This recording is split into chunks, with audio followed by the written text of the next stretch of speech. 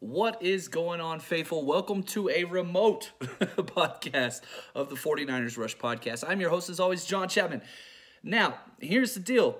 This episode is going to be a little bit different if you can't tell already. If you are one of the audio listeners only, the Chapman clan had to kind of take it up to the mountains. We had to get out of Los Angeles just for a little while. And this episode, very similar, the parallels between the 49ers season and where we are now. This game versus Seattle, perfectly.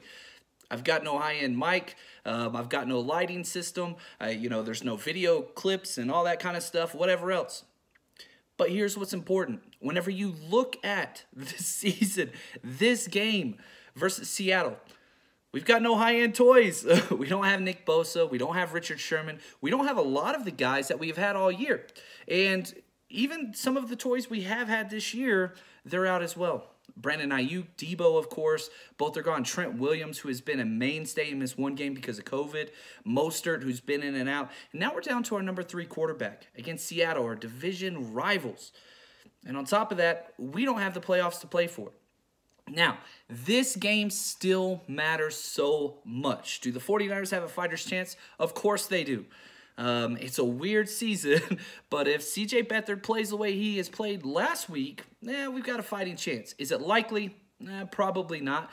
But the fact that you are still here, the fact that you're listening to this podcast, with all those things we just talked about, that is the definition of faithful. That's who you are, and I can't say thank you enough. I'm so appreciative, and I applaud you, men and women and teens who are listening to this.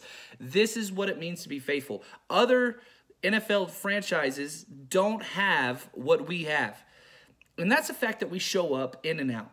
And we're on the horizon. It's a new year. It's 2021 as I record this. This is New Year's Day as I'm recording this. Hopefully, you're watching some really good college football and whatever else. But one of my most loyal, supportive listeners, Eric E-Man, I'll put you out there, he sent me this, and I freaking loved it. This is what he had to say, and I kind of changed some stuff around. This offseason, 2021, we don't have to say 2020 anymore. I love that. It's going to be one of the most interesting 49ers offseasons in history. So hang in, stay tuned, and let's follow all the moves of this front office because we're at a breaking point with where we are now. We have a Super Bowl caliber roster. We were in the Super Bowl just this past year in February with the lead with 7 minutes left. We've got a lot of that roster left, a lot of the top end parts of that roster. Now, is there going to be some turmoil and some change? 100%. Nobody's saying there's not going to be. But the key pieces and plays will be in place for this upcoming year. Now, we've got 9 draft picks at least in this draft coming up. That's before trades. And we all know John Lynch loves to trade and move up and down the draft board. Which free agents do you bring in? What do you do at the quarterback position? These are questions that we get to hammer out all offseason. 49ers Rush Podcast, we're not going anywhere. We're going to be here. And so this offseason, this is huge. Probably one of the most important ones that I can remember.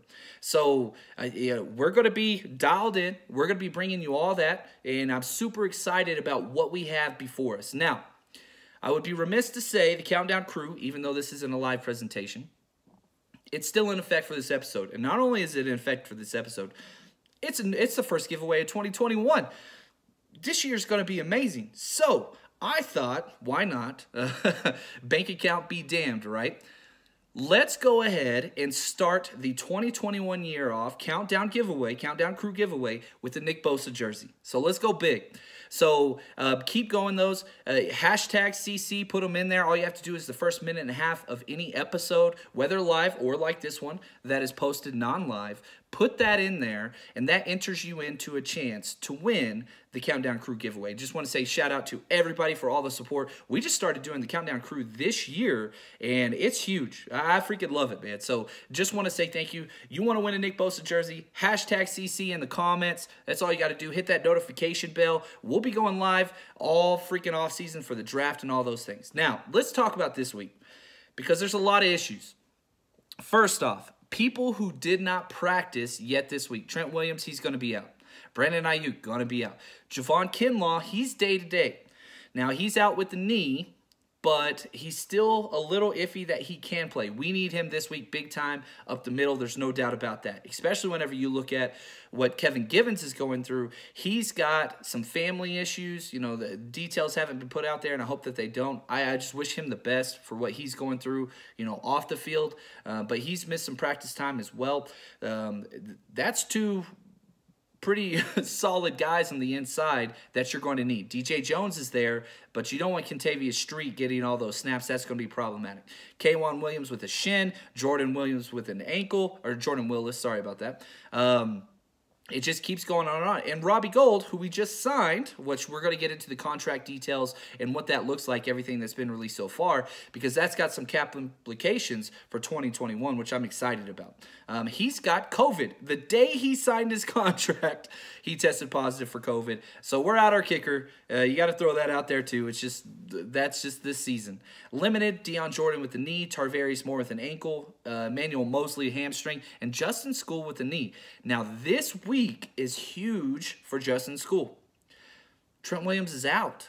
So School's going to be the left tackle if he can go. He went from right guard to left tackle, but Tom Compton, who has been out with COVID and all those things, he has been activated. Sorry, not COVID. He was on IR. Tom Compton is back.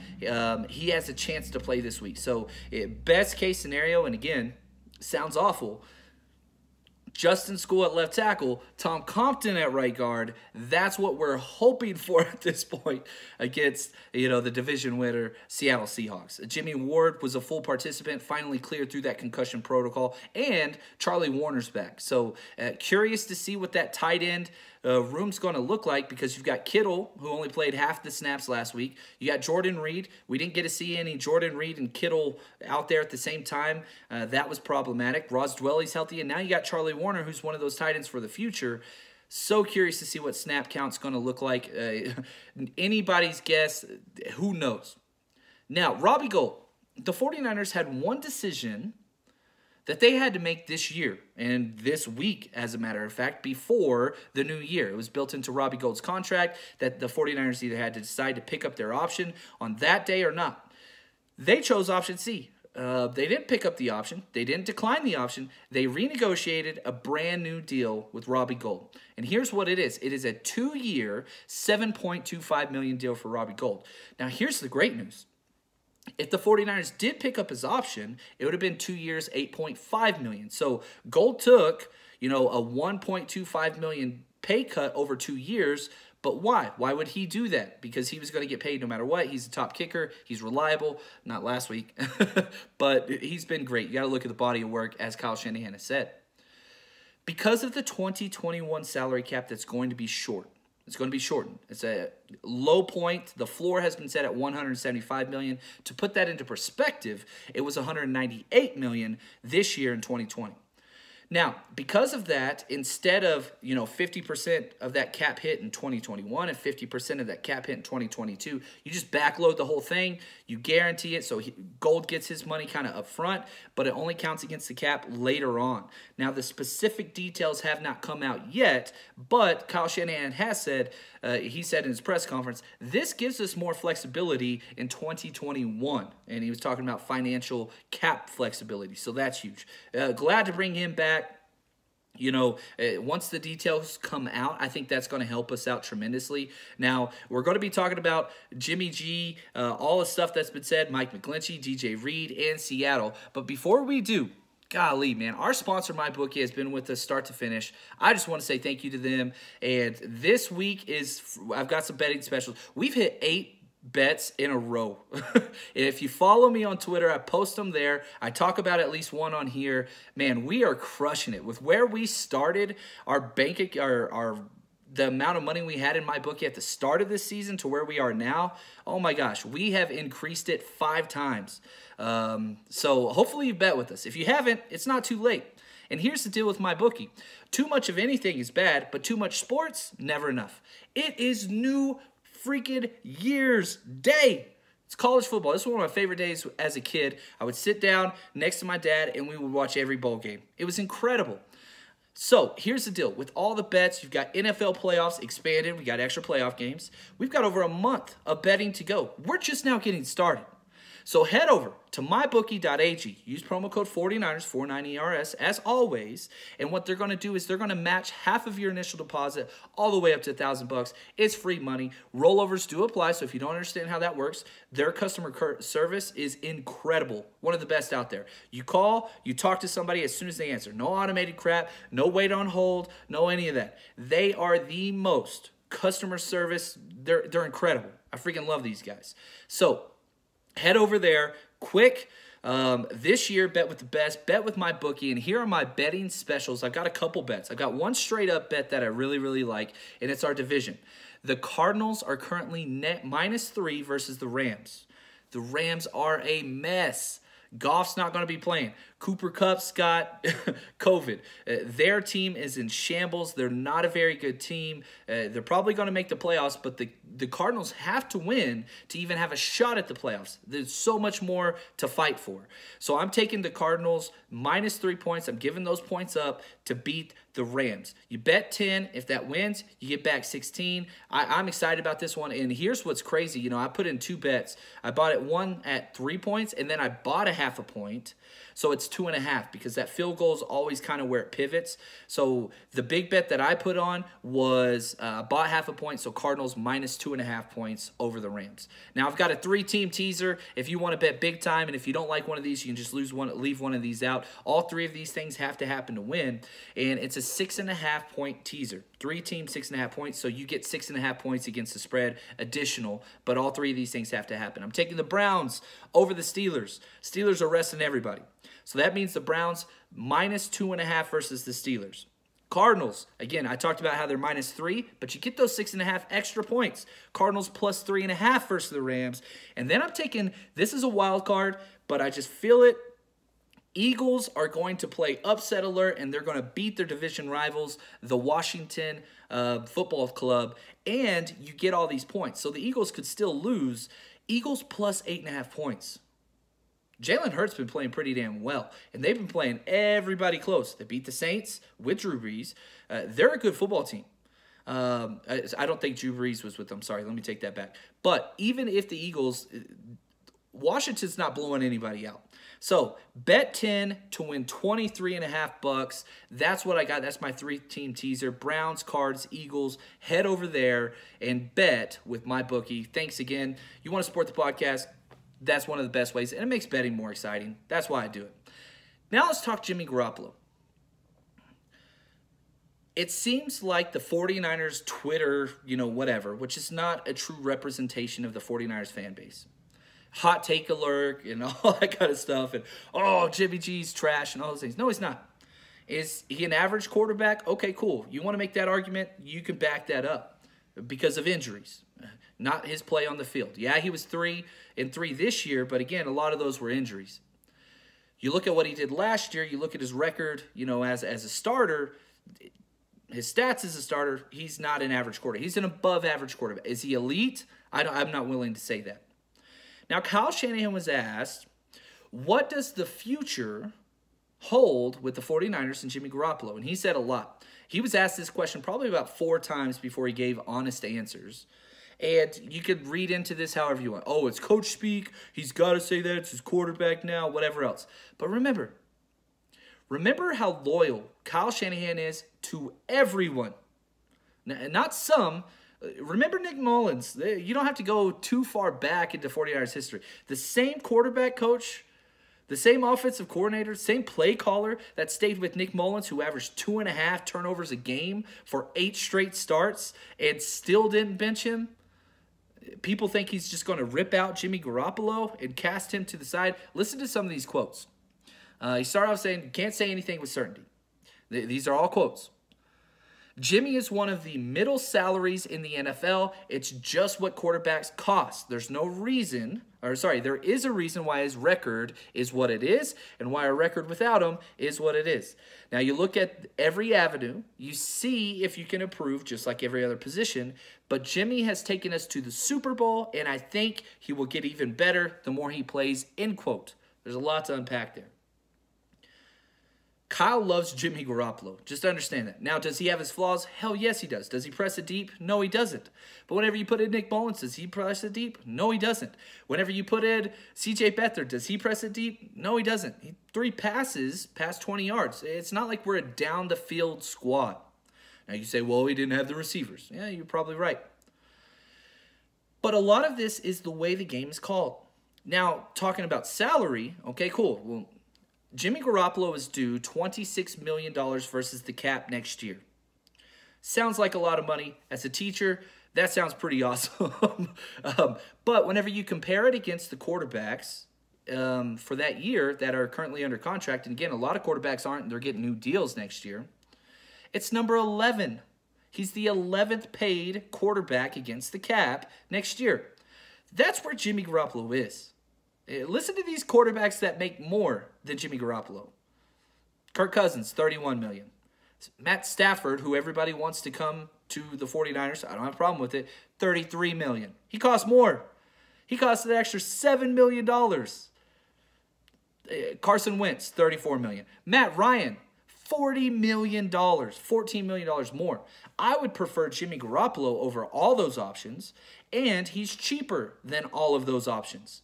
So, the question was this. Later on they asked, well, what do you do? Because Jimmy Garoppolo's hurt all the time. He has missed a lot of games, 33 games in 3 years. That's a lot. Do you bring in a better backup quarterback then? And Kyle answered this. He's like, well, here's your option. One, we have really good backup quarterbacks. I disagree with him there. I don't think we do. But do you pay and put all of your salary cap in that first quarterback and second quarterback? So if you do bring in another starter, let's say you bring in, Matt Ryan gets cut. All right, they cut, which they're probably going to do because $40 million is ridiculous. Do you bring in Matt Ryan for an extra $12 million a year? Well, where would that $12 million go? That's an edge rusher that you can get. That's a corner that you could get. That's an elite center that you can get. That's Kyle Juszczyk plus probably K'Wan Williams. Do you want that as your number 2 quarterback? Or, Kyle Shanahan gave this as well. You do what Alex Smith and Patrick Mahomes did. And I think that is the key. I really, really do. Everybody's like, oh, the 49ers got to draft a quarterback in round 1. Got to draft a quarterback in round 1. Well, where they're picking 14th currently, you don't have that luxury unless you want to trade up and go big time, jump up into the top 5. And again, do you think Kyle Shanahan loves all these quarterbacks? There's 4 quarterbacks going to go in the first round. Trevor Lawrence, you have no shot at, no matter what. He's going to Jacksonville. That's done 100%. You could trade them 5 first-round picks. You still could not get Trevor Lawrence, so forget that. Number 2, Zach Wilson. He's going top 3. What it would cost to get from 14 or 12, let's say the 49ers lose, some other teams win, we go up to 12, whatever. You're talking 5 first-round picks almost to get up there. You look at what the Eagles paid to jump from 12 to 2 to get Carson Wentz. Man, 2 first-round picks, second-round pick, third-round pick, fourth-round pick, fifth-round pick. That's a lot. I'm not sure we want to trade an entire draft plus to go up and get Zach Wilson. I like Zach Wilson. I really, really do. I would love for the 49ers to draft Zach Wilson. I don't want to pay that much. Our championship window is open now. We've got a lot of spots to fill as well, especially with the salary cap. So you have to kind of wait and see if a quarterback falls. Are you in love with Justin Fields? Do you think that he's, could develop into something better than Jimmy G? Do you feel that way about Trey Lance? All right, cool. Or do you wait for the second-round options? You've got guys like, which if you watch Kyle Trask in the bowl game was, yuck, really, really bad. Or you can go get the quarterback from Alabama. There's guys that are out there. The problem is Kyle Shanahan either loves quarterbacks or doesn't. He didn't have any grade on Deshaun Watson or Patrick Mahomes or Mitch Trubisky. And he was right on one of those. He was wrong on 2 of those. So you have to take that into account. It's not like he loves all these guys, and if he can get one of those 4, he's going to be happy. He's going to like some. He's going to dislike some. So we'll have to wait and kind of see how that's going to play out, and that's what this offseason is so beautiful. I'm excited for. Me personally, my prediction is Jimmy Garoppolo will be the starting quarterback week 1. Hopefully, we can draft one of those 4 guys that Kyle Shanahan likes. Now, realistically, I think that the options that you can get are Justin Fields. I think that he could fall because I don't think as many teams are going to be in love with him. And again, Trey Lance, I think, is a realistic option where you don't have to mortgage a lot. You draft him. You allow him to sit. He doesn't cost a lot. And he sits. Allow Jimmy G to be Jimmy G. And if he gets hurt, then you've got a guy to step in. That seems to make the most sense to me. Now, salary cap-wise, if you look at cutting Jimmy G, which they won't, you cut Jimmy Garoppolo, you only owe $2.8 million if you cut him. That's it. You save about, what's that, $23.2 million, I think. That's awesome. But again, who's going to be better? Who's going to be able to step in? Because, again, we're not a rebuilding team. Stafford could step in, sure. Matt Ryan, golly. Matt Ryan's that bad with Julio and Calvin Ridley. Me no want. Me no likey. I don't want to touch that one. Now, moving on. Other players featured. Mike McGlinchey. Again, 49ers Twitter hates this guy. It's driven by one kind of guy, one sports writer, and he's not wrong. Mike McGlinchey has played horrible. And when Mike was asked who his biggest enemy is, here's what he said. The only person that hindered he spoke in the third person, Mike McGlinchey was Mike McGlinchey. He put it all on himself. He said, I'm trying to be perfect every play, and I can't do that. He's got to add some weight. He's playing under 300 pounds now, which usually players do lose weight during the course of the NFL season, especially linemen. He's got to add weight. He's got to add strength. But when Kyle Shanahan was asked about the future of Mike McGlinchey, he laughed. He laughed. He said, I didn't even know his fifth-year options next year. That's how good he's been played. And yeah, we're going to pick it up. He said, listen to these quotes, McGlinchey's going to be here. And then he went on to say, don't worry, Mike, you'll be right. You'll be all right, man, with a giant smile on his face. Again, coach speak? I don't think so. Because this is a guy who fits exactly what Kyle Shanahan wants to do with everything. Yeah, McGlinchey, he's been awful. He has 2 or 3 plays where he looks like a buffoon out there. He gets run over by a linebacker or a nickel corner. That's got to be fixed. But the things that you can't coach is having a 6'8", 300-pound tackle blocking 40 yards downfield, which that is Kyle's, that's his thing, man. And so Mike McGlinchey's not going anywhere. Now, DJ Reed this week, we get to play against him again. Some new information came to light. Asked about why the 49ers cut him and tried to keep him on injured reserve.